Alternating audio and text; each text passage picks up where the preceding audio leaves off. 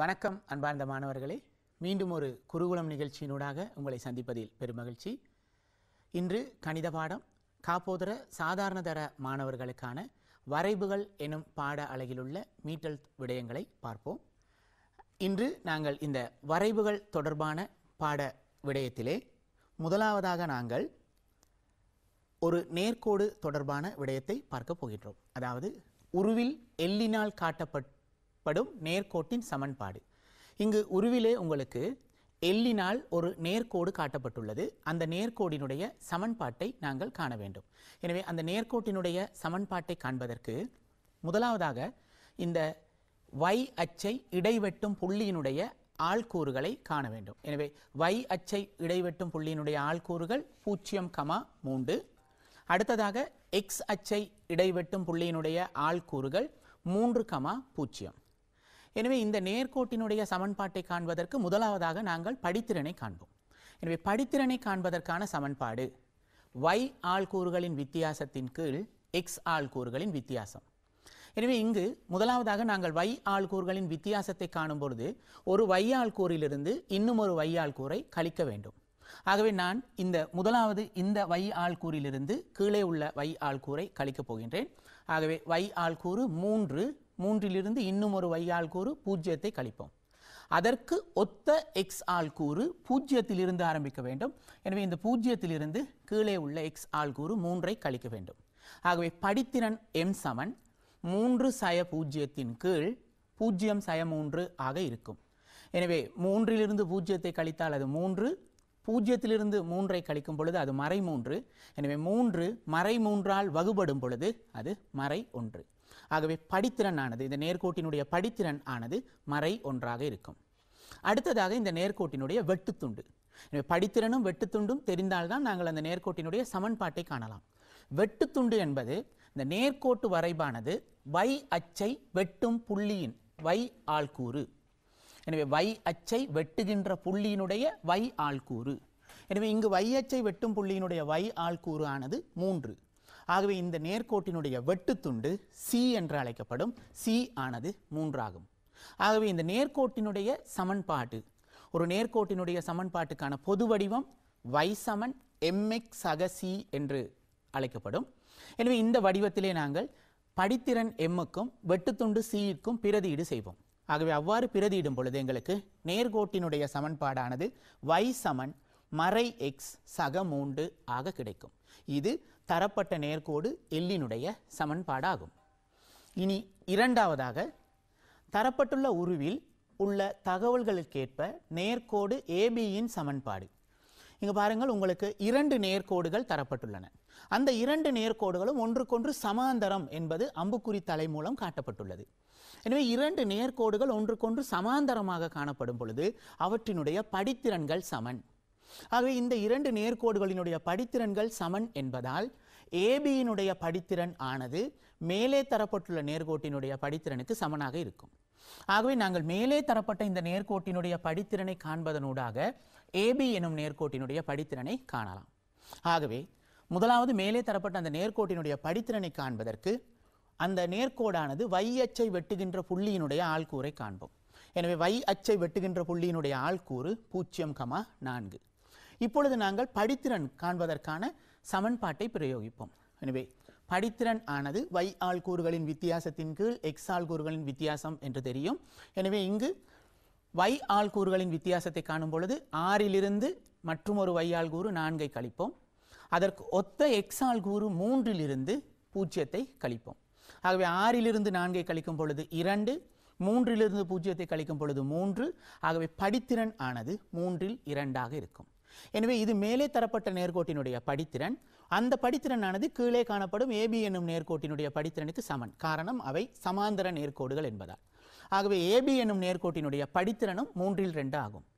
அத்துடன் AB என்னும் நேர்கோடானது உற்பத்தியினூடாக செல்கின்றது. எனவே உற்பத்தியினூடாக செல்வதால் அந்த AB என்னும் நேர்கோட்டினுடைய வெட்டுத்துண்டு 0. ஆகவே வெட்டுத்துண்டு C ஆனது 0ஆக இருக்கும். இனி நேர்கோட்டிற்கான சமன்பாட்டுக்கான பொது வடிவம் y சமன் mx சக c எனும் சமன்பாடு. ஆகவே இந்த சமன்பாட்டிலே m ஆனது 3ல் 2, c ஆனது 0 ஆகவே ஏபியினுடைய சமன்பாடு y சமன் 3/2 x ஆகும். இது உற்பத்தியினோடு செல்வதால் இந்த நேர்கோட்டினுடைய வெட்டுத்துண்டு 0 இருக்கும். அடுத்த வினா 2y சமன் 6x சய உண்டு என்ற நேர்கோட்டிற்கு சமாந்தரமாகவும் 0,3 என்னும் புள்ளிக்கூடாகவும் செல்லும் நேர்கோட்டின் சமன்பாட்டை காண்க. எனவே தரப்பட்ட நேர்கோடானது 2y சமன் 6x சய உண்டு. இந்த நேர்கோட்டிற்கு சமாந்தரமான நேர்கோடு. எனவே எங்களுக்கு தெரியும் சமாந்தரமான நேர்கோடுகளுக்கான படித்திறன்கள் சமன். ஆகவே தரப்பட்ட முதலாவது நேர்கோட்டினுடைய படித்திறனை காண்போம். எனவே இங்கு 2y சமன் 6x சய உண்டு என்பதால் எங்களுக்கு நேர்கோட்டினுடைய சமன்பாடு y சமன் mx சக c என்ற வடிவிலே இருக்க வேண்டும். ஆகவே நாங்கள் y-ஐ பெற்றுக்கொள்வதற்கு இடப்பக்கமும் வலப்பக்கமும் 2ஆல் வகுப்போம். எனவே இவ்வாறு 2ஆல் வகுக்கும் பொழுது எங்களுக்கு இந்த நேர்கோட்டினுடைய சமன்பாடானது y சமன் 3x சய அரை ஆக கிடைக்கும். எனவே இதிலிருந்து படித்திறன் ஆனது எக்ஸின் குணகமாக இருக்கும். ஆகவே படித்திறன் m 3ஆக இருக்கும். எனவே தரப்பட்ட நேர்கோட்டினுடைய படித்திறன் 3. இந்த நேர்கோட்டிற்கு சமாந்தரமாக இன்னும் ஒரு நேர்கோடு செல்கின்றதால் அந்த சமாந்தர கோட்டினுடைய படித்திறனும் 3ஆக இருக்கும். அத்தோடு அந்த நேர்கோடானது 0,3 என்னும் புள்ளியினூடாக செல்கின்றது. எனவே 0,3 என்னும் புள்ளியினூடாக செல்லும் பொழுது இங்கு x ஆள் கூறு 0ஆக காணப்படுவதால் y ஆள் கூறு -3 என்பது அந்த நேர்கோட்டினுடைய வெட்டுத்துண்டாக இருக்கும். ஆகவே எங்களுக்கு இந்த ஆள்கூறிலிருந்து நேரடியாக வெட்டுத்துண்டை காணக்கூடியதாக இருக்கும். ஆகவே வெட்டுத்துண்டு ஆனது -3. எனவே படித்திறன் 3, வெட்டுத்துண்டு -3. எனவே நேர்கோட்டினுடைய சமன்பாட்டுக்கான பொது வடிவம் y சமன் mx சக c. இந்த பொது வடிவத்திலே படித்திறன் 3ஐயும் வெட்டுத்துண்டு -3ஐயும் பிரதியிடும் பொழுது எங்களுக்கு தேவையான நேர்கோட்டினுடைய சமன்பாடு y சமன் 3x சய 3 ஆக கிடைக்கும். இனி அடுத்த வினா. இனி 4வது வினாவானது எங்களுக்கு இருபடி சார்புகள் தொடர்பான வினா. சார்பு y சமன் x வர்க்கம் சக 2x சய 2இன் வரைபை வரைவதற்குரிய பூரணமற்ற அட்டவணை கீழே தரப்பட்டுள்ளது. எனவே இங்கு அட்டவணையிலே நீங்கள் அவதானிக்கலாம், உங்களுக்கு ஒரே ஒரு இடைவெளி தரப்பட்டுள்ளது. ஏனைய பெறுமதிகள் உங்களுக்கு அட்டவணையிலே பூரணப்படுத்தப்பட்டுள்ளன. முதலாவது பகுதி வினாவை பாருங்கள். x சமன் -2ஆக இருக்கும் போது x சமன் -2ஆக இருக்கும் பொழுது y-இனுடைய பெருமானத்தை காண்க. ஆகவே நாங்கள் தரப்பட்ட சார்பினுடைய சமன்பாட்டிலே x-ற்கு பதிலாக -2ஐ பிரதியிடுவோம். ஆகவே x-ற்கு -2ஐ பிரதியிடும் பொழுது இங்கு பாருங்கள், முதலாவதாக y சமன் x வர்க்கத்தில் நாங்கள் x-ற்கு -2ஐ பிரதியிடும் பொழுது -2இன் வர்க்கம் சக 2 தர -2 சய 2. எனவே முதலாவது -2இனுடைய வர்க்கத்தை காண்போம். -2இனுடைய வர்க்கம் -2 தர -2, அது நேர் 4. அடுத்ததாக இரண்டாவதாக நேர் 2 பெருக்கல் -2. எனவே நேர் 2ஐ -2ஆல் பெருக்கும் பொழுது அது -4, இறுதியாக -2. ஆகவே இவற்றை சுருக்கும் பொழுது 4இலிருந்து 4ஐ கழிக்கும் பொழுது 0, 0இலிருந்து 2ஐ கழித்தால் அது -2 ஆகும். எனவே y-இனுடைய பெறுமதி x ஆனது -2ஆக இருக்கும் பொழுது y-இனுடைய பெறுமதியும் -2 ஆக பெறப்படுகின்றது. இனி அடுத்ததாக 2வது வினாவிற்கு செல்வோம். x, y அச்சுகளில் 10 சிறு பிரிவுகளை தலா ஒரு அலகாக கொண்டு சார்பின் வரைபை வரைக.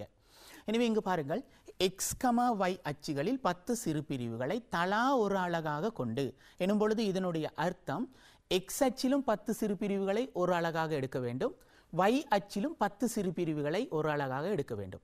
எனவே ஏற்கனவே நீங்கள் இந்த வரைவுகள் தொடர்பான விடயங்களை கற்றுக்கொண்டுள்ளீர்கள். எனவே 10 சிறு பிரிவுகள் என்பது உங்களுக்கு தெரியும். இந்த சிறிய சதுரங்கள் 10 சிறிய சதுரங்கள் சேரும்பொழுது அவள் 10 சிறு பிரிவுகள் என்று சொல்லப்படும். எனவே அந்த 10 சிறு பிரிவுகளை ஒரு அலகாக எடுத்து நாங்கள் அச்சுகளை வரையும் பொழுது முதலாவதாக பாருங்கள், எக்ஸில் உள்ள பெருமானங்களை, இங்கே எக்ஸினுடைய ஆள்கூறுகளுக்கு தரப்பட்ட பெருமானங்களை நாங்கள் பார்த்து அந்த பெருமானங்களை வைத்து y அச்சை நாங்கள் வரையலாம். எனவே இங்கு x அச்சில் உள்ள பெருமானங்களை பாருங்கள், -4இலிருந்து நேர் 2 வரை செல்ல வேண்டும். ஆகவே y அச்சானது சரியாக மத்தியில் அமையாது சற்று வலப்பக்கமாக இருக்கும். ஆகவே y அச்சை முதலில் நாங்கள் இவ்வாறு வரைந்து 10 சிறு பிரிவுகளை ஒரு அலகாக கொண்டு. எனவே வையினுடைய உயர் பெறுமதி எங்களுக்கு இங்கு அட்டவணையிலே 6 ஆக காணப்படுகின்றது. இழிவு பெறுமதி மறைமூன்றாக காணப்படுகின்றது. ஆகவே நாங்கள் 6 ஆரம்பித்து 10 சிறு பிரிவுகளுக்கு கீழே 5, 4, 3, 2, 1, 0, மறை1, மறை2, மறை3 அவற்றை நாங்கள் முறையே இவ்வாறு குறித்துக் கொள்வோம். இப்பொழுது எங்களுக்கு வை அச்சு தயாரிக்கப்பட்டு விட்டது. இனி வை அச்சில் உள்ள பூச்சிய பெறுமதியினூடாக தான் எக்ஸ் அச்சு செல்ல வேண்டும். ஆகவே அந்த பூச்சிய பெறுமதியினூடாக கிடையாக நாங்கள் எக்ஸ் அச்சை இவ்வாறு வரையலாம். எக்ஸ் அச்சிலும் 10 சிறு பிரிவுகள் ஒரு அலகாக எடுக்கப்பட வேண்டும். ஆகவே நாங்கள் அச்சுகளை வரையும் பொழுது இந்த பூச்சியத்திற்கு இடப்பக்கமாக 10 சிறு பிரிவுகளை ஒரு அலகாக கொண்டு மறை1, மறை2, மறை3, மறை4 என்று குறித்துக் கொள்ளலாம். அதே போன்று பூச்சியத்துக்கு வலது பக்கமாக 10 சிறு பிரிவுகளை ஒரு அலகாக கொண்டு நேர் 1, நேர் 2 இவ்வாறு நாங்கள் குறித்துக் கொள்வோம்.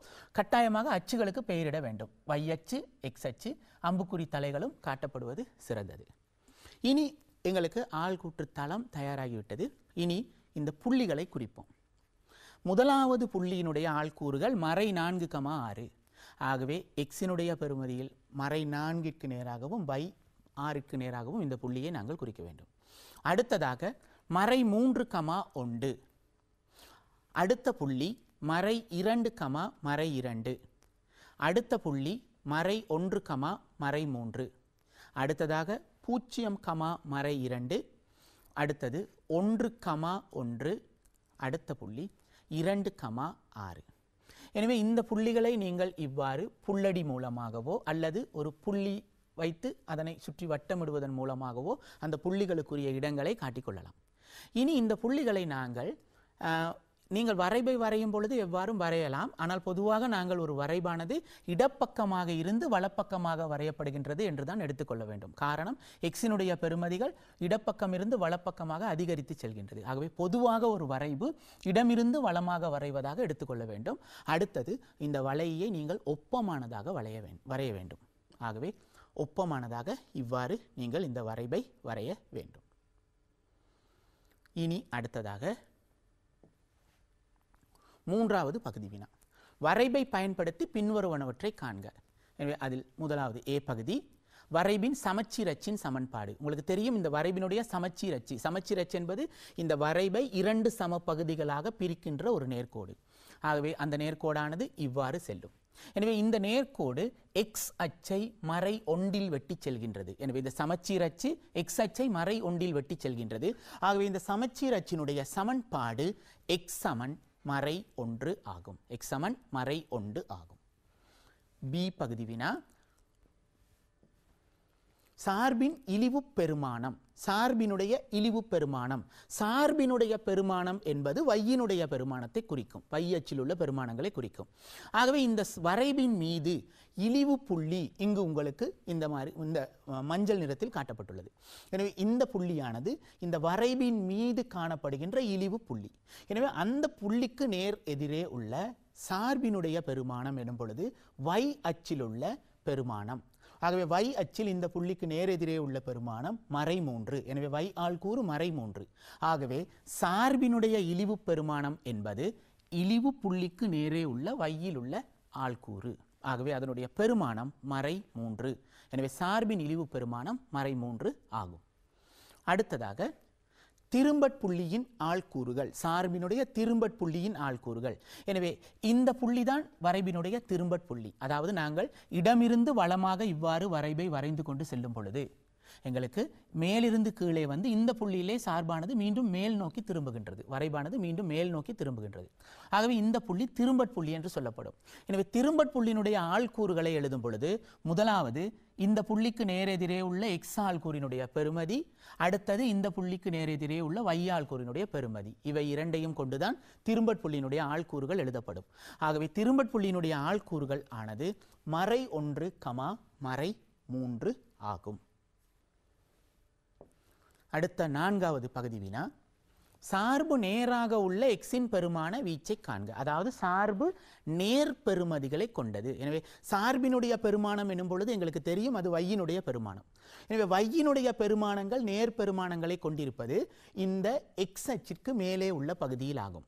எனவே எக்ஸ் அச்சிற்கு மேலே உள்ள வரைபினுடைய பகுதிகள் சார்பு நேரான பகுதிகள் என்று சொல்லப்படும். ஆகவே இங்கு சார்பு நேராக உள்ள பகுதிகள் இங்கு பாருங்கள் உங்களுக்கு இவ்வாறு காட்டப்பட்டுள்ளன. எனவே எக்ஸ் அச்சுக்கு மேலே காணப்படுகின்ற பகுதிகள் என்று சுருக்கமாக நாங்கள் ஞாபகம் வைத்துக் கொள்ளலாம்.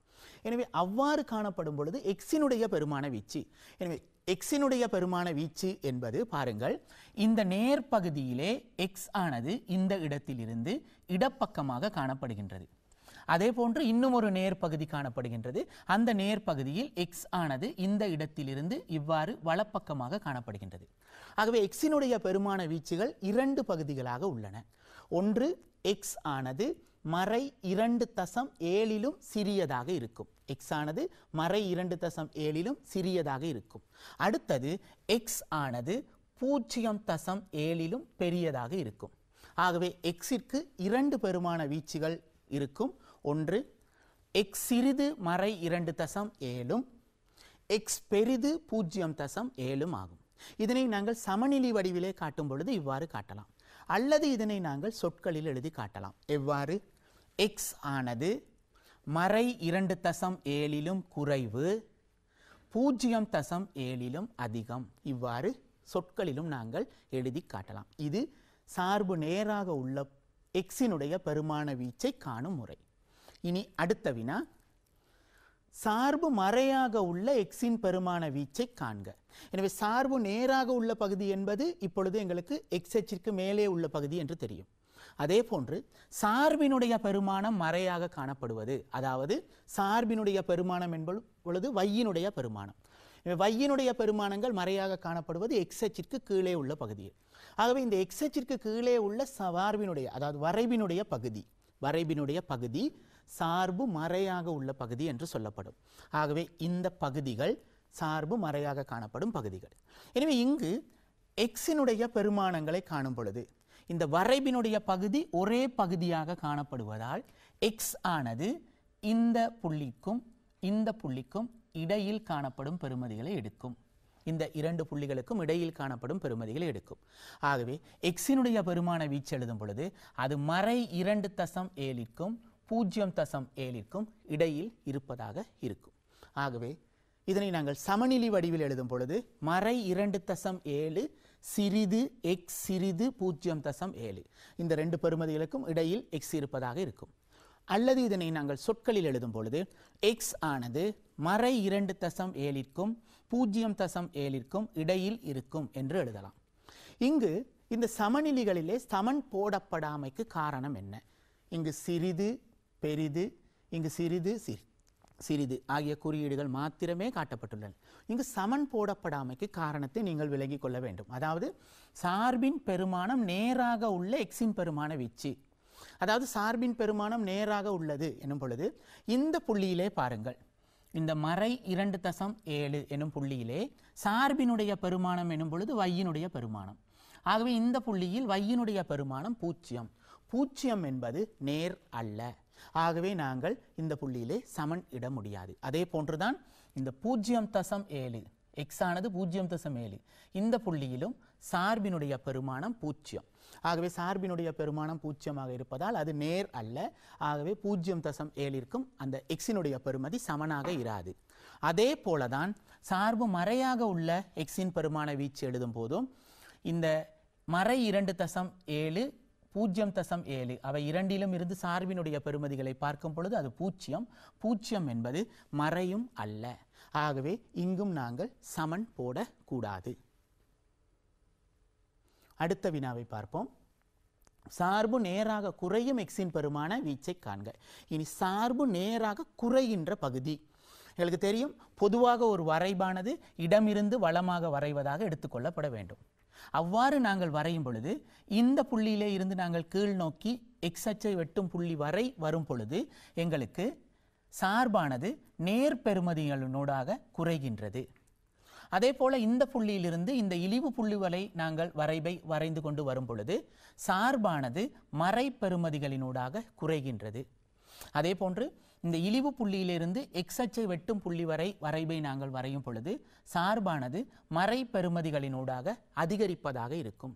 அதே போன்று எக்ஸ் அச்சிற்கு மேலே காணப்படுகின்ற இந்த வரைவு தொடர்ந்து செல்லும் பொழுது அந்த பகுதியிலே சார்பினுடைய பெருமானமானது நேராக அதிகரிப்பதாக இருக்கும்.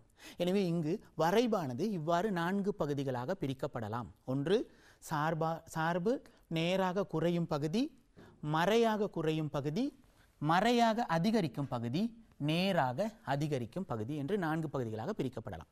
அதில் ஒரு பகுதி இங்கு உங்களுக்கு வினவப்பட்டுள்ளது. சார்பு நேராக குறையும் எக்ஸின் பெருமான வீச்சு. எனவே சார்பு நேராக குறைகின்ற பகுதி இந்த பகுதி என்பதால் அந்த பகுதியிலே எக்ஸ் ஆனது மறை 2.7 சிறிதாக இருக்கும். ஆகவே எக்ஸினுடைய பெருமான வீச்சு எக்ஸ் சிறிது மறை 2.7 அல்லது எக்ஸ் ஆனது மறை 2.7 குறைவு என்று எழுதலாம். அடுத்த வினா, சார்பு மறையாக குறையும் எக்ஸின் பெருமான வீச்சு.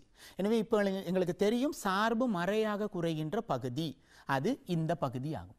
எனவே இந்த பகுதியிலே எக்ஸினுடைய பெருமானங்களை காணும் பொழுது, எனவே இந்த பகுதியிலே இந்த சார்பு மறையாக குறைகின்ற இந்த பகுதியிலே எக்ஸினுடைய பெருமானங்களை காணும் பொழுது ஒரு பெருமதி மறை 2.7, அடுத்த பெருமதி எக்ஸ் மறை 1. ஆகவே எக்ஸ் ஆனது இந்த 2 பெருமதிகளுக்கும் இடையில் இருக்கும். எனவே இதனை நாங்கள் சமநிலை வடிவிலே காட்டும் பொழுது மறை 2.7 சிறிது எக்ஸ் சிறிது மறை 1 என்று எழுதலாம். அல்லது எக்ஸ் ஆனது மறை 2.7க்கும் மறை 1க்கும் இடையில் இருக்கும் என்று எழுதலாம். இனி அடுத்த வினா, சார்பு மறையாக அதிகரிக்கும் எக்ஸின் பெருமான வீச்சு. சார்பு மறையாக அதிகரிக்கும் பகுதி எங்களுக்கு தெரியும் இந்த பகுதி. ஆகவே இந்த பகுதியிலே எக்ஸினுடைய பெருமான வீச்சுகளை காண வேண்டும். சார்பு மறையாக அதிகரிக்கும் பகுதி இந்த பகுதி. ஆகவே இந்த பகுதியிலே எக்ஸினுடைய பெருமான வீச்சுகளை காணும் பொழுது எக்ஸ் ஆனது மறை 1க்கும் 0.7க்கும் இடையில் இருக்கும். இங்கு இவ்வாறு எக்ஸினுடைய பெருமதி காணப்படும். ஆகவே இதனை நாங்கள் சமநிலை வடிவிலே எழுதும் பொழுது மறை 1 சிறிது எக்ஸ் சிறிது 0.7 அல்லது எக்ஸ் ஆனது மறை 1க்கும் 0.7க்கும் இடையில் இருக்கும் என்று எழுதலாம். அடுத்த வினா, சார்பு நேராக அதிகரிக்கும் எக்ஸின் பெருமான வீச்சு. எனவே சார்பு நேராக அதிகரிக்கும் பகுதி இந்த பகுதியாகும். இந்த பகுதியிலே சார்பு நேராக அதிகரித்து செல்கின்றது, நேர் பெருமதிகளினூடாக அதிகரித்து செல்கின்றது. ஆகவே எக்ஸினுடைய பெருமதியானது இந்த 0.7 அதிகரித்து செல்வதாக இருக்கும். ஆகவே 0.7 விட அதிகரித்து செல்வதாக இருக்கும். ஆகவே அதனை நாங்கள் குறியீட்டிலே காட்டும் பொழுது சமநிலை வடிவிலே எக்ஸ் பெரிது 0.7 அல்லது எக்ஸ் ஆனது 0.7 அதிகம் என்று எழுதி காட்டலாம். இவை எக்ஸினுடைய பெருமான வீச்சுக்களை இவ்வாறான சந்தர்ப்பங்களிலே எழுதுகின்ற முறை. இனி அடுத்ததாக எக்ஸ் வர்க்கம் சக 2x சய 2 சமன் 0 மூலங்களை வரைபை பயன்படுத்தி காண்க.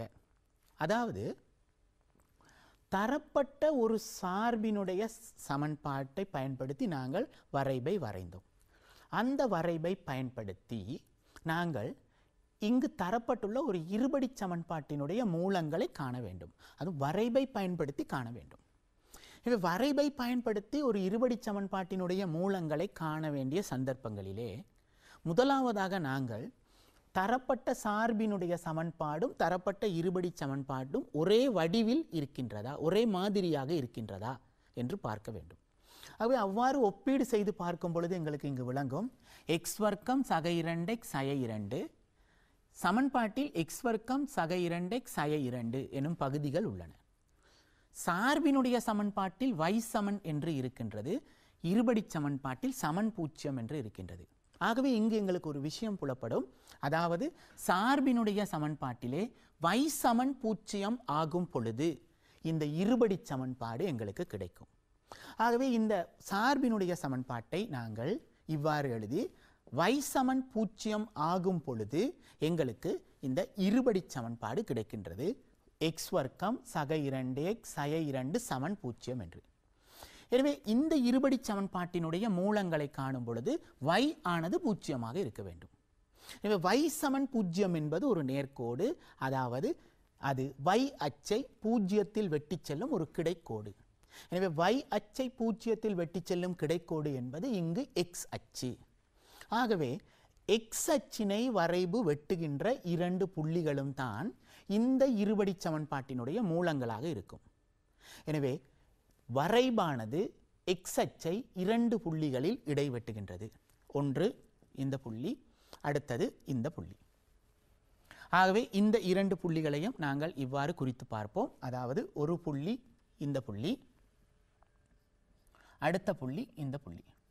எனவே இந்த இரண்டு புள்ளிகளையும் நாங்கள் பார்க்கும் பொழுது ஒரு புள்ளியினுடைய பெறுமதி, அதாவது எக்ஸ் ஆல்குறினுடைய பெறுமதி -2.7. அடுத்த வெட்டு புள்ளியினுடைய பெறுமதி, எக்ஸ் ஆல்குறினுடைய பெறுமதி 0.7. ஆகவே வரைபு எக்ஸ் அச்சை வெட்டும் புள்ளிகள் இந்த இருபடி சமன்பாட்டினுடைய மூலங்களாக இருக்கும்.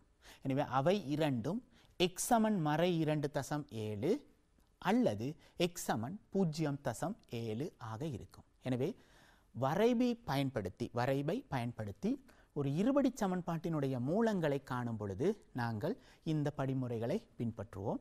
இந்த படிமுறைகளை பின்பற்றும் பொழுது எங்களுக்கு அந்த இருபடி சமன்பாட்டினுடைய இரண்டு மூலங்களும் கிடைக்கக்கூடியதாக இருக்கும். இனி அடுத்த வினாவை பார்ப்போம். -3 சிறிது அல்லது சமன் x சிறிது அல்லது சமன் -2 எனும் வீச்சில் சார்பு எடுக்கும் உயர்வு பெருமானம், இழிவு பெருமானம் என்பவற்றை காண்க. எனவே எக்ஸினுடைய வீச்சொன்று இங்கு தரப்பட்டுள்ளது. அதாவது -3 சிறிது அல்லது சமன் x சிறிது அல்லது சமன் -2. ஆகவே நாங்கள் இங்கு இரண்டு நேர்கோடுகளை வரைவோம். ஒன்று x = -3 எனும் நேர்கோடு. x = -3 எனும் நேர்கோடு என்பது x அச்சை -3இல் வெட்டி செல்லும் ஒரு நிலை குத்து கோடு. சமன் தரப்பட்டுள்ளதால் நாங்கள் தொடர்ச்சியாக கோட்டினை வரையலாம். அடுத்ததாக x = -2 எனும் நேர்கோடு. x = -2 எனும் நேர்கோடு x அச்சை -2இல் வெட்டி செல்லும் ஒரு நிலை குத்து கோடு. எனவே x ஆனது இந்த இரண்டு பெறுமதிகளுக்கும் இடையில், அதாவது -3 தொடக்கம் -2 வரை இருக்க வேண்டும். ஆகவே இந்த இரண்டு பெறுமதிகளுக்கும் இடையில் இருக்கும் பகுதியை நான் இவ்வாறு நிலற்றுகின்றேன். ஆகவே இந்த நிலற்றிய பகுதியில் காணப்படுகின்ற வரைபினுடைய பகுதியை நாங்கள் இவ்வாறு அடையாளம் காணலாம். எனவே நிலற்றிய பகுதியிலே வரைபானது இவ்வாறு காணப்படுகின்றது. இந்த பகுதியிலே இந்த புள்ளி A என்றும் கீழே உள்ள புள்ளி B என்றும் குறிக்கப்பட்டுள்ளது. எனவே இதிலிருந்து நீங்கள் ஒரு விடயத்தை பார்க்கலாம். அந்த வீச்சினுள் காணப்படுகின்ற வரைபினுடைய பகுதி இது. எக்ஸினுடைய வீச்சு தரப்பட்ட இந்த வீச்சினுள்ளே காணப்படுகின்ற வரைபினுடைய பகுதி இந்த பகுதி. எனவே இந்த பகுதியிலே இந்த புள்ளியை A என்றும் இந்த புள்ளியை B என்றும் எடுத்துக்கொள்ளும் பொழுது சார்பு எடுக்கும் உயர்வு பெருமானம், இழிவு பெருமானம் என்பவற்றை காண வேண்டும். சார்பு என்பது வரைபு, பெருமானம் என்னும் பொழுது, சார்பினுடைய பெருமானம் என்னும் பொழுது y-னுடைய பெருமானம். ஆகவே இந்த வெட்டு புள்ளிகள் இரண்டிலிருந்தும் நாங்கள் y-னுடைய பெருமானங்களை பார்ப்போம். எனவே A-இலிருந்து y-னுடைய பெருமானத்தை பார்க்கும் பொழுது அது 1. B எனும் புள்ளியிலிருந்து y-னுடைய ஆள்கூறை பார்க்கும் பொழுது அது -2. ஆகவே உயர்வு பெருமானம் என்பது 1ஆகவும் இந்த இழிவு பெருமானம் என்பது -2ஆகவும் இருக்கும். எனவே இந்த வீச்சினுள், எக்ஸிற்கு தரப்பட்ட இந்த வீச்சினுள்ளே வரைபானது, சார்பானது எடுக்கின்ற உயர்வு பெருமானம் 1ஆகும். அதே போன்று இழிவு பெருமானம் -2 ஆகும். எனவே தரப்பட்ட வீச்சை நாங்கள் இவ்வாறு நிலற்றி அந்த நிலற்றிய பகுதியிலே காணப்படுகின்ற வரைபினுடைய பகுதியை இனம் கண்டு அந்த வரைபினுடைய பகுதியிலிருந்து சார்பினுடைய பெருமானம் எனும் பொழுது y அச்சில் உள்ள y ஆள்கூறுகளை பார்க்க வேண்டும். அவ்வாறு பார்க்கும் பொழுது A எனும் புள்ளியிலிருந்து y-க்கான y ஆள்கூறு உயர்வு பெருமானமாகவும் B எனும் புள்ளியில் இருந்து y-னுடைய ஆள்கூறு இழிவு பெருமானமாகவும் இருக்கும் இந்த வீச்சினுள். ஆகவே உயர்வு பெருமானம் 1, இழிவு பெருமானம் -2 ஆக இருக்கும். இனி அடுத்த வினா.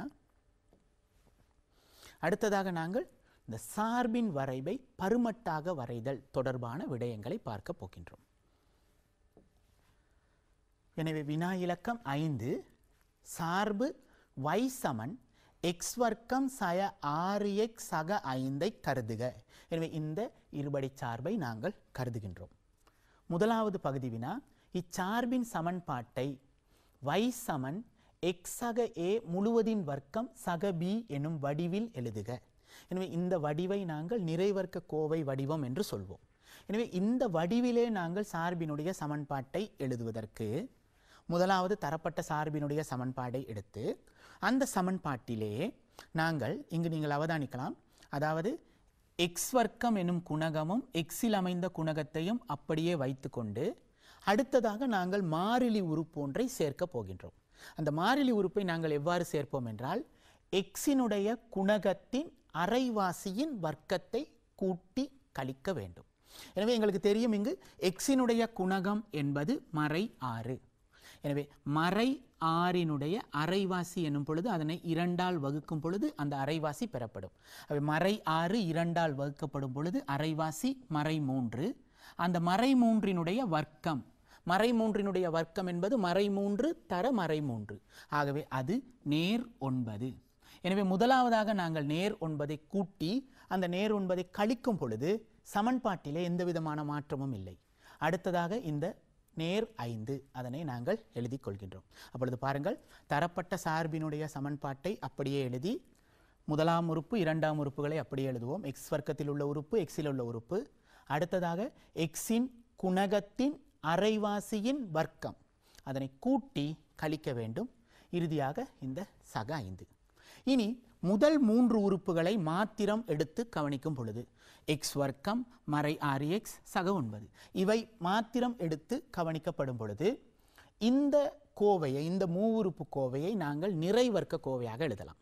இந்த மூவுறுப்பு கோவையை நாங்கள் நிறைவர்க்க கோவையாக எழுதலாம். இந்த மூவுறுப்பு கோவையை நாங்கள் நிறைவர்க்க கோவையாக எழுதும் பொழுது இது எக்ஸில் அமைந்த கோவை என்பதால் எக்ஸ், அடுத்ததாக இந்த எக்ஸினுடைய குணகத்தின் அரைவாசி, குணகம் மறை 6 அதனுடைய அரைவாசி மறை 3 முழுவதின் வர்க்கம் என்று எழுதலாம். ஆகவே இதனை நிறைவர்க்க கோவையாக எழுதிய பின் இந்த மறை 9 நேர் 5 இதனை சுருக்கும் பொழுது எங்களுக்கு மறை 4 கிடைக்கும். ஆகவே இந்த சமன்பாடானது இப்பொழுது y சமன் x சய 3 முழுவதின் வர்க்கம் சய 4 என்று கிடைக்கும். எனவே இப்பொழுது பாருங்கள், தரப்பட்ட வடிவத்தை ஒப்பிட்டு பாருங்கள். y சமன் x சக a முழுவதின் வர்க்கம் சக b. அதே போன்றுதான் இங்கும் உள்ளது. y சமன் x சய 3 முழுவதின் வர்க்கம் சய 4. ஆகவே சார்பினுடைய சமன்பாடு நிறைவர்க்க கோவை வடிவிலே எழுதப்பட்டு விட்டது. எனவே தரப்பட்ட இந்த வடிவத்திலே சார்பினுடைய சமன்பாடை எழுதுங்கள் என்று சொல்லும் பொழுது இந்த படிமுறைகளை நாங்கள் பின்பற்றி சமன்பாட்டை நிறைவர்க்க கோவையாக எழுதுவோம். இனி அடுத்த வினா, இதிலிருந்து சார்பு y சமன் x வர்க்கம் சய 6x சக 5 சமச்சீரச்சின் சமன்பாட்டை காண்க. எனவே சார்பினுடைய சமச்சீரச்சினுடைய சமன்பாட்டை காணும் பொழுது சார்பினுடைய சமன்பாடானது நிறைவர்க்க கோவை வடிவிலே எழுதப்படுவது கட்டாயமானது. அப்பொழுதுதான் எங்களுக்கு இலகுவாக சமச்சீரச்சினுடைய சமன்பாட்டை காணக்கூடியதாக இருக்கும். எனவே நாங்கள் முதற் படிமுறையிலே இந்த சமன்பாட்டை x சய 3 முழுவதின் வர்க்கம் சய 4 என்று எழுதியிருந்தோம். ஆகவே இங்கு இந்த அடைப்பிற்குள் காணப்படும் x சய 3 எனும் கோவையை பூஜ்ஜியத்திற்கு சமப்படுத்தும் பொழுது சமச்சீரச்சினுடைய சமன்பாடு கிடைக்கும். ஆகவே அடைப்பிற்குள் காணப்படும் x சய 3 எனும் கோவையை பூஜ்ஜியத்துக்கு சமப்படுத்துவோம். இருபுறமும் நாங்கள் 3ஐ கூட்டும் பொழுது, இடப்பக்கம் வலப்பக்கம் 3ஐ கூட்டும் பொழுது எங்களுக்கு x சமன் 3 என்று கிடைக்கும். ஆகவே x சமன் 3 என்பது இந்த சார்பினுடைய சமச்சீரச்சின் சமன்பாடாகும். எனவே வரைபை வரையாது சமச்சீரச்சினுடைய சமன்பாட்டை காண வேண்டுமாயின் சார்பினுடைய சமன்பாட்டை நிறைவர்க்க கோவையாக எழுதி அந்த கோவையினுள் காணப்படுகின்ற, நிறைவர்க்க கோவையினுள் காணப்படுகின்ற அந்த கோவை x சய 3 என்னும் கோவையை பூஜ்ஜியத்துக்கு சமப்படுத்தும் பொழுது சமச்சீரச்சினுடைய சமன்பாடு கிடைக்கும். இனி அடுத்த வினா, சார்பு y சமன் x வர்க்கம் சய 6x சக 5 இழிவு பெருமானம் யாது? இழிவு பெருமானத்தை காண்பதற்கும், வரைவை வரையாது இழிவு பெருமானத்தை காண்பதற்கும் நாங்கள் இந்த நிறைவர்க்க கோவையை பயன்படுத்துவோம். இந்த நிறைவர்க்க கோவை வடிவத்தை பயன்படுத்துவோம். இந்த வடிவத்திலே இப்பொழுது பாருங்கள், இந்த நிறைவர்க்க கோவைக்கு வெளியில் காணப்படுகின்ற மறை 4, இந்த மறை 4 என்பது சார்பினுடைய இழிவு பெருமானமாக இருக்கும். ஆகவே இழிவு பெருமானம் என்பது மறை 4 ஆகும். அடுத்ததாக சார்பு y சமன் x வர்க்கம் சய 6x சக 5 திரும்பட் புள்ளியின் ஆள்கூறுகளை காண்க. எனவே இந்த சார்பினுடைய திரும்பட் புள்ளியினுடைய ஆள்கூறுகளை காண்பதற்கும் இந்த நிறைவர்க்க கோவை வடிவம் எங்களுக்கு தேவை. எனவே அந்த வடிவத்திலே நாங்கள் எழுதும் பொழுது y சமன் x சய 3 முழுவதின் வர்க்கம் சய 4 ஆகும். இனி இங்கு சமச்சீரச்சினுடைய சமன்பாட்டுக்கு நாங்கள் xக்கு ஒரு பெறுமதியை பெற்றுக்கொண்டோம், x சமன் 3 என்று. எனவே அந்த 3ஐயும் இழிவு பெருமானமாகிய மறை நான்கையும் கொண்டு திரும்பட்புள்ளியினுடைய ஆள்கூறுகளை எழுதுவோம். ஆகவே சமச்சீரச்சினுடைய சமன்பாட்டிலே நாங்கள் x சமன் 3 என்று சமன்பாட்டை பெற்றுக்கொண்டோம். அங்கு x சமன் 3 அந்த 3 எனும் பெறுமதியையும் இழிவு பெருமானம் மறை நான்கையும் கொண்டு திரும்பட்புள்ளியினுடைய ஆள்கூறை எழுதலாம். ஆகவே திரும்பட்புள்ளியினுடைய ஆள்கூறுகள் 3, மறை 4 ஆகும். எனவே இங்கு மறை 3 காணப்படும் பொழுது, கோவையினுள் மறை 3 காணப்படும் பொழுது திரும்பட்புள்ளியினுடைய x ஆள்கூறானது 3ஆக இருக்கும். இதனுடைய எதிர்குறியை கொண்டதாக இருக்கும். ஆனால் இழிவு பெறுமதி அப்படியே இங்கு y ஆள்கூறாக இடம்பெறும். அடுத்த வினா, சார்பு y சமன் x வர்க்கம் சய 6x சக 5 வரைவை பருமட்டாக வரையப் போகின்றோம். பருமட்டாக வரையும் பொழுது எங்களுக்கு ஆள்கூற்று தளத்தில் சரியாக நாங்கள் பெறுமதிகளை எடுத்து வரைய தேவையில்லை. ஆனாலும் ஓரளவு நாங்கள் அந்த பெறுமதிகளை ஊகித்து வரைய வேண்டும். அவ்வாறு வரையும் பொழுது முதலாவது பாருங்கள், சமச்சீரச்சினுடைய சமன்பாடு x சமன் 3, அதாவது வரைவை 2 சமபகுதிகளாக பிரிக்கின்ற அந்த நேர்கோடு. எனவே அது சமச்சீரச்சு.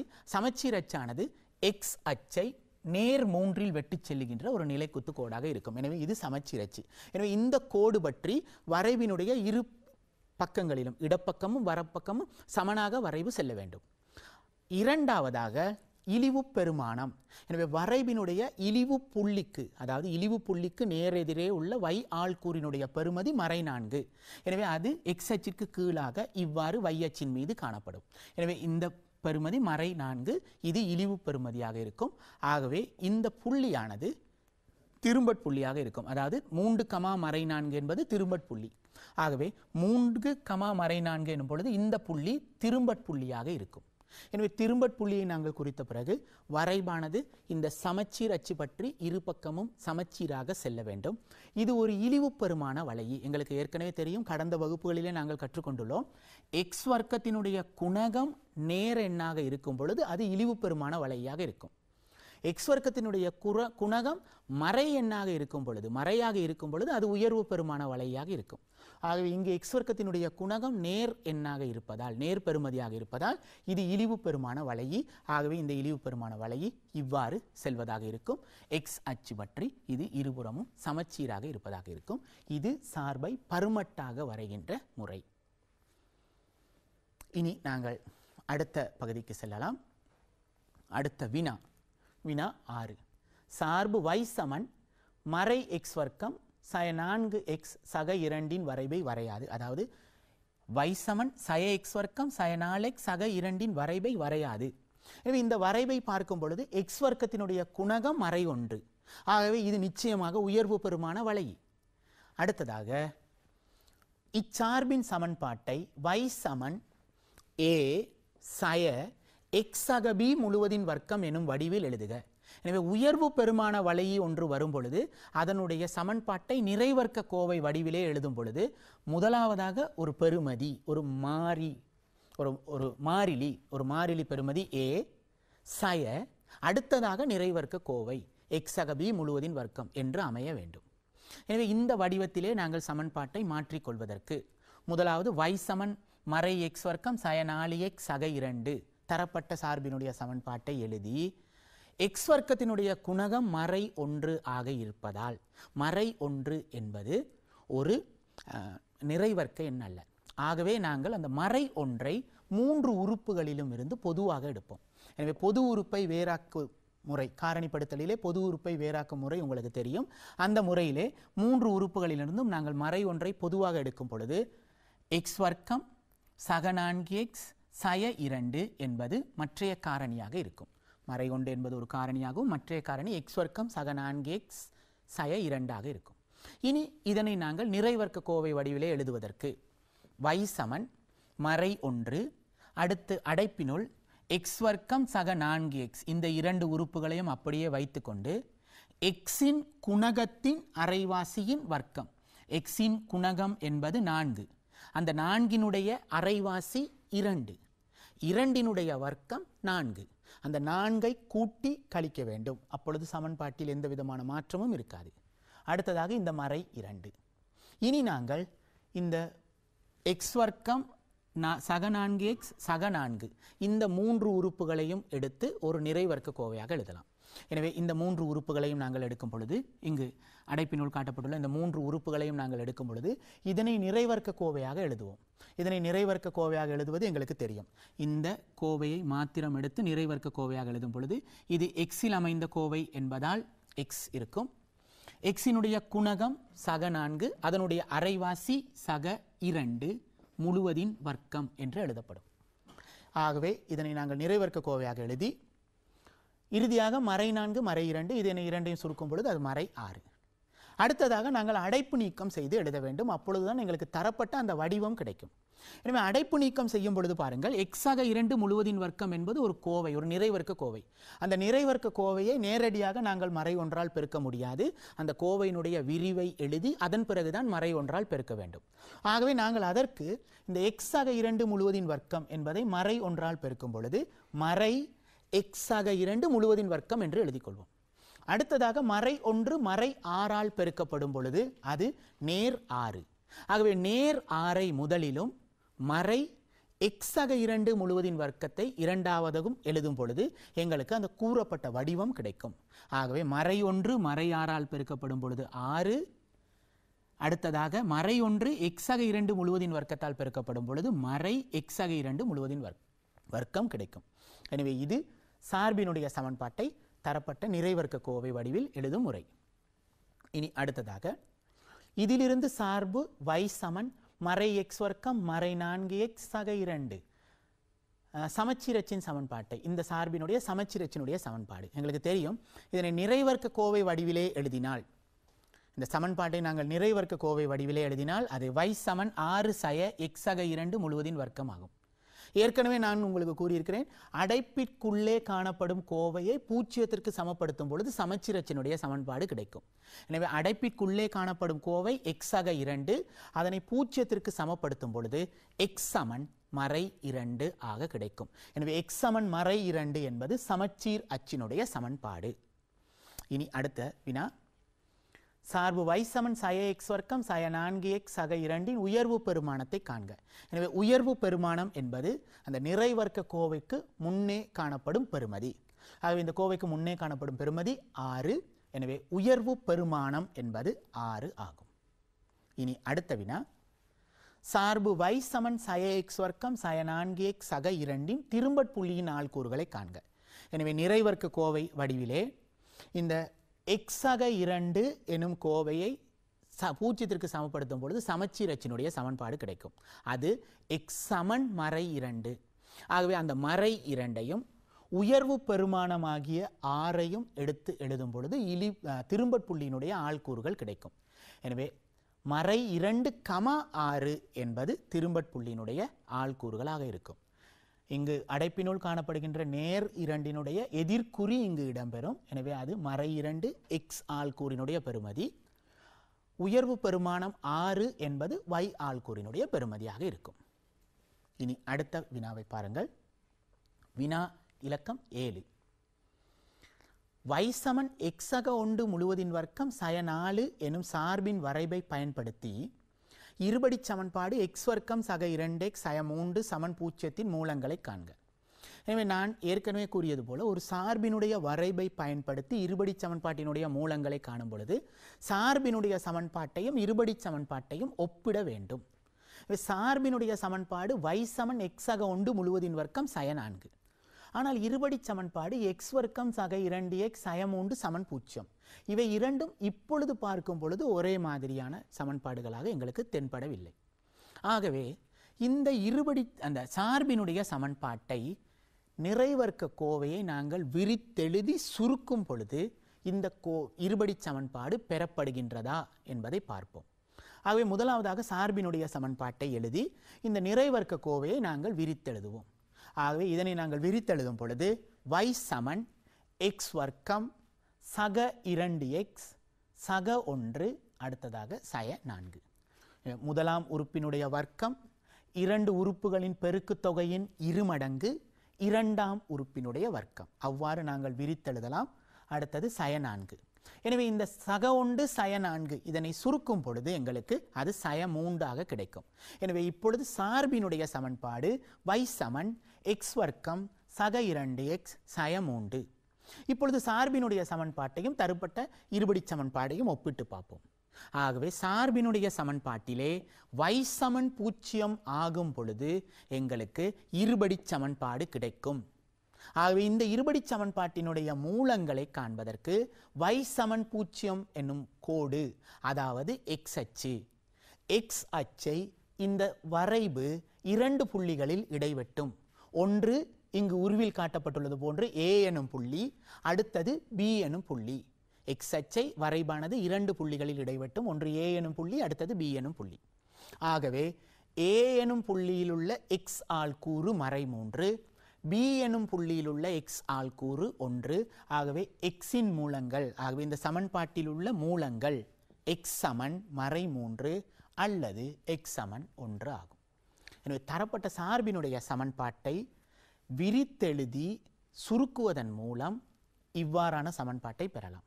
இந்த சமன்பாட்டை இருபடி சமன்பாட்டுடன் ஒப்பிடும் பொழுது y சமன் 0 ஆகும் போது எங்களுக்கு அந்த இருபடி சமன்பாடு கிடைக்கும். ஆகவே y சமன் 0 என்பது x அச்சு.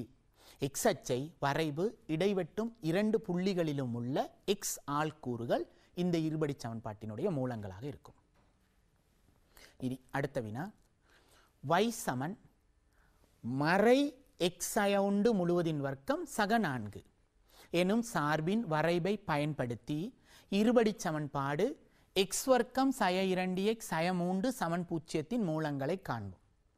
எனவே முதல் போன்றுதான் தரப்பட்ட வரைபினுடைய சார்பினுடைய சமன்பாடானது ஒரு நிறைவர்க்க கோவை வடிவிலே உள்ளது. எனவே ஒரு நிறைவர்க்க கோவை வடிவிலே இருக்கும் பொழுது அதனை நாங்கள் விரித்தெழுத வேண்டும். ஆனால் இங்கு இது ஒரு உயர்வு பெருமான வளையி, ஆதலால் x வர்க்கத்தின் அந்த கோவைக்கு முன்னால் காணப்படுகின்ற மறை எங்களுக்கு முக்கியமான ஒன்று. இனி நாங்கள் முதலாவதாக சார்பினுடைய சமன்பாட்டை எடுத்து இந்த x அயவுண்டு முழுவதின் வர்க்கம் எனும் நிறைவர்க்க கோவையை விரித்தெழுதுவோம். ஆனால் அந்த கோவையினுடைய முழு விரிவும் மறை 1ஆல் பெருக்கப்பட வேண்டும். ஏனென்றால் இங்கு மறை 1 உள்ளது. ஆகவே நாங்கள் இந்த நிறைவர்க்க கோவையை விரித்தெழுதும் பொழுது அதனை அடைப்பிற்குள்ளே எழுத வேண்டும். அதன் பிறகு அடைப்பு நீக்கம் செய்து சுருக்க வேண்டும். இப்பொழுது பாருங்கள், y சமன் மறை, அதாவது மைனஸ், இந்த x அயவுண்டு முழுவதின் வர்க்கத்தை விரித்தெழுதுவோம். x வர்க்கம் மறை 2x நேர் 1. முதலாம் உறுப்பின் வர்க்கம் இரண்டு உறுப்புகளின் பெருக்குத் தொகையின் இருமடங்கு இரண்டாம் உறுப்பின் வர்க்கம். எனவே இந்த மூன்று உறுப்புகளும் மறை 1ஆல் பெருக்கப்பட வேண்டும். அதற்காக தான் இங்கு அடைப்பிட்டு காட்டப்பட்டுள்ளது. இனி அடைப்பு நீக்கியதன் பின் நாங்கள் 4உடன் சுருக்குவோம். ஆகவே அடைப்பு நீக்கும் பொழுது ஒவ்வொரு உறுப்பையும் தனித்தனியாக மறையால் பெருக்க வேண்டும். ஆகவே y சமன் மறை x வர்க்கம் மைனஸ் மறை மறையால் பெருக்கப்படும் பொழுது நேர், ஆகவே அது நேர் 2x, மறை நேரால் பெருக்கப்படும் பொழுது மறை 1, அடுத்ததாக நேர் 4. இதனை நாங்கள் சுருக்கும் பொழுது y சமன் சய x வர்க்கம் சக 2x சய 1 சக 4 சுருக்கும் பொழுது சக 3. ஆகவே இது எங்களுக்கு இறுதியாக கிடைக்கின்ற சமன்பாடு. ஆனால் இப்பொழுதும் நீங்கள் சார்பினுடைய சமன்பாட்டையும் இருபடி சமன்பாட்டையும் ஒப்பிட்டு பாருங்கள். இப்பொழுதும் நீங்கள் அதனை ஒப்பிட்டு பார்க்கும் பொழுது அது சமனாக எங்களுக்கு தென்படவில்லை. ஆகவே நாங்கள் இந்த சார்பினுடைய சமன்பாட்டை இருபுறமும் மறை 1ஆல் பெருக்குவோம். இடது பக்கமும் வலது பக்கமும் மறை 1ஆல் பெருக்குவோம். அப்பொழுது எங்களுக்கு சய y சமன் சக x வர்க்கம் சய 2x சய 3 ஆக கிடைக்கும். ஒவ்வொரு உறுப்பையும் நாங்கள் சயவால் பெருக்கும் பொழுது சய y சமன் சக x வர்க்கம் சய 2x சய 3 ஆக கிடைக்கும். இப்பொழுது சமன்பாட்டை ஒப்பிட்டு பாருங்கள் இருபடி சமன்பாட்டுடன். மறை y 0 ஆகும் பொழுது, மறை y ஆனது 0 ஆகும் பொழுது அல்லது y 0 ஆகும் பொழுது எங்களுக்கு அந்த இருபடி சமன்பாடு கிடைக்கும். y 0 ஆகும் பொழுது மறை yயும் 0 ஆகும். ஆகவே எங்களுக்கு இருபடி சமன்பாடு x வர்க்கம் சய 2x சய 3 சமன் 0 மூலங்கள் இந்த வரைபானது y சமன் 0 எனும் கோடு x அச்சாகும். x அச்சை இடைவெட்டும் புள்ளிகளில் உள்ள தீர்வுகள். ஆகவே வரைபு x அச்சை a, b எனும் புள்ளிகளில் இடைவெட்டுகின்றது. a எனும் புள்ளியிலே xினுடைய ஆள்கூறின் பெறுமதி மறை 1, b எனும் புள்ளியிலே x ஆள்கூறு 3. ஆகவே இந்த இருபடி சமன்பாட்டினுடைய மூலங்கள் x சமன் மறை 1 அல்லது x சமன் 3 ஆகும். இனி அடுத்த வினாவிற்கு செல்வோம். உருவில் உள்ள சார்பின் சமன்பாட்டை y சமன் x சக a முழுவதின் வர்க்கம் சக b எனும் வடிவில் எழுதுக. எனவே இங்கு பாருங்கள், உங்களுக்கு இங்கு ஒரு சார்பு உங்களுக்கு ஏற்கனவே வரையப்பட்டு தரப்பட்டுள்ளது. எனவே இந்த சார்பினுடைய சமன்பாட்டை y சமன் x சக a முழுவதின் வர்க்கம் சக b எனும் வடிவில் ஒரு நிறைவர்க்க கோவை வடிவிலே எழுத வேண்டும். எனவே ஒரு நிறைவர்க்க கோவை வடிவிலே எழுதுவதற்கு பிரதானமாக நாங்கள் இரண்டு விடயத்தை கவனத்தில் கொள்ள வேண்டும். இது இழிவு பெருமான சார்பு என்பதால் உங்களுக்கு வரைவை பார்த்தவுடன் புலப்படும், இது இழிவு பெருமான சார்பு. ஆகவே இந்த இழிவு பெருமான சார்பிலே இரண்டு விடயங்கள் எங்களுக்கு முக்கியமாக தெரிய வேண்டும். ஒன்று சமச்சீர் அச்சினுடைய சமன்பாடு, அடுத்தது இழிவு பெருமானம். எனவே சமச்சீர் அச்சினுடைய சமன்பாடு என்பது எங்களுக்கு தெரியும். இந்த வரைவை இரண்டு சம பகுதிகளாக பிரிக்கின்ற அச்சு. ஆகவே அது x சமன் சய 2 ஆகும். ஆகவே சமச்சீர் அச்சின் சமன்பாடு x சமன் சய 2. இது முதலாவது விடயம். இரண்டாவது இழிவு பெருமானம். இழிவு பெருமானம் என்பது ஆக கீழே காணப்படுகின்ற புள்ளி, இழிவு புள்ளியினுக்கு நேரெதிரே உள்ள வையினுடைய ஆள்கூறு. ஆகவே அது மறை 2. ஆகவே இழிவு பெருமானம் மறை 2. எனவே இவை இரண்டையும் பயன்படுத்தி நாங்கள் இந்த வடிவத்திலே சார்பினுடைய சமன்பாட்டை பெற்றுக்கொள்ளலாம். எவ்வாறு? x சமன் சய 2இல் x சமன் சய 2 என்பது சமச்சீர் அச்சினுடைய சமன்பாடு. இங்கு நாங்கள் இருபுறமும் 2ஐ கூட்டுவோம், இடப்பக்கமும் வலப்பக்கமும் 2ஐ கூட்டுவோம். அப்பொழுது எங்களுக்கு x சக 2 சமன் 0 என்று கிடைக்கும். ஆகவே இந்த கோவையை நாங்கள் நிறைவர்க்க கோவையாக எழுதுவோம். ஆகவே எங்களுக்கு சார்பினுடைய சமன்பாடானது இந்த வடிவத்திலே எழுதப்படும் பொழுது அது x சக 2 முழுவதின் வர்க்கம், அடுத்ததாக இழிவு பெருமானம் மறை 2. ஆகவே சார்பினுடைய சமன்பாடு y சமன் x சக 2 முழுவதின் வர்க்கம் சய 2 ஆக கிடைக்கும். எனவே சமச்சீர் அச்சினுடைய சமன்பாடும் இழிவு பெருமானமும் தெரிந்தால் நாங்கள் இந்த வடிவத்திலே சார்பினுடைய சமன்பாட்டை பெற்றுக்கொள்ளலாம். இனி அடுத்ததாக வினா 10, உருவில் உள்ள சார்பின் சமன்பாட்டை x சக a x சக b எனும் வடிவில் எழுதுக. இது நிறைவர்க்க கோவை வடிவம் அல்ல. ஆகவே இவ்வாறான இரண்டு கோவைகளாக தரப்படும் பொழுது வரைபானது x அச்சை இடைவெட்டும் புள்ளிகள் இரண்டும் எங்களுக்கு கட்டாயமாக தேவை. x அச்சை இடைவெட்டும் புள்ளிகளிலே x ஆள்கூறுகள் எங்களுக்கு கட்டாயமாக தேவை. ஆகவே x அச்சை இடைவெட்டும் புள்ளிகளில் உள்ள x ஆள்கூறுகள் ஒன்று x சமன் மறை 2, அடுத்தது x சமன் 1. இனி இந்த இரண்டு பெறுமதிகளிலும் நாங்கள் இந்த இரண்டு சமன்பாட்டிலும் முதலாவது சமன்பாட்டில் இருபுறமும் 2ஐ கூட்டுவோம், இரண்டாவது சமன்பாட்டில் இருபுறமும் 1ஐ கழிப்போம். அப்பொழுது எங்களுக்கு இவை x சக 2 சமன் 0, x சய 1 சமன் 0 ஆக கிடைக்கும். எனவே இந்த இரண்டு கோவைகளை மாத்திரம் கொண்டு சார்பினுடைய சமன்பாட்டை இந்த வடிவில் எழுதலாம். ஆகவே சார்பினுடைய சமன்பாடானது இந்த வடிவிலே எழுதப்படுவதற்கு அது y சமன் x சக 2 x சய 1 ஆக இருக்கும். இனி அடுத்த வினா, உருவில் உள்ள சார்பின் சமன்பாட்டை y சமன் a சய x சக b முழுவதின் வர்க்கம் என்னும் வடிவில் எழுத வேண்டும். அதாவது இது ஒரு உயர்வு பெருமான வளைய. எனவே உயர்வு பெருமான வளைய தரப்படும் பொழுது இங்கும் நான் முதலிலே குறிப்பிட்டது போன்று இரண்டு பெறுமதிகள் முக்கியமானவை. ஒன்று சமச்சீர் அச்சின் சமன்பாடு, அடுத்தது சார்பினுடைய உயர்வு பெருமானம். எனவே சமச்சீர் அச்சினுடைய சமன்பாடு எனும் பொழுது இது சமச்சீர் அச்சு, அது x சமன் 1 ஆகும். உயர்வு பெருமானம் என்னும் பொழுது இந்த வரைவின் மீதுள்ள உயர்வு புள்ளிக்கு நேரெதிரே உள்ள y ஆள்கூறினுடைய பெறுமதி அது 5. ஆகவே உயர்வு பெருமானம் 5.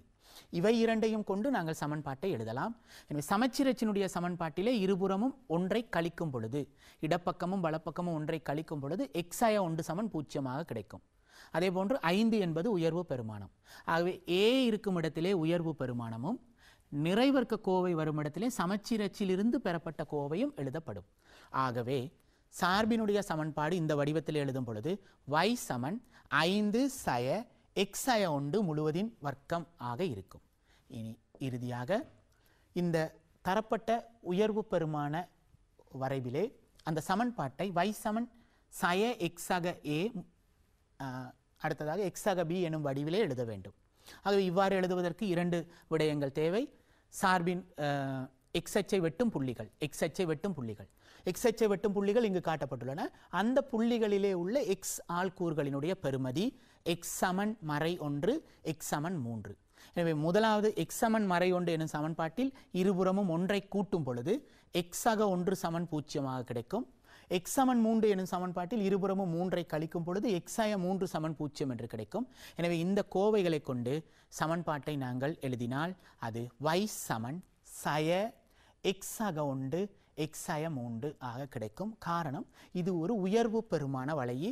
உயர்வு பெருமான வளையிலே எக்ஸ் வர்க்கத்தினுடைய குணகம் மறை ஆக இருக்க வேண்டும். எனவே இங்கு பாருங்கள், எக்ஸ் எக்ஸால் பெருக்கப்படும் பொழுது எக்ஸ் வர்க்கம், அது மறையால் பெருக்கப்படும் பொழுது அது மறை எக்ஸ் வர்க்கமாக இருக்கும். நல்லது மாணவர்களே, இதுவரையில் நாங்கள் இந்த வரைவுகள் எனும் பாடப்பகுதியில் உள்ள மீட்டல் வினாக்கள் தொடர்பாக பார்த்திருந்தோம்.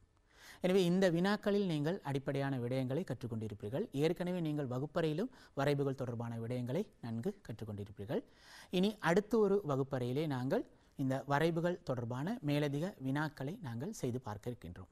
அதுவரையில் உங்களுக்கு நன்றி கூறி விடைபெற்றுக் கொள்கின்றேன். நன்றி, வணக்கம்.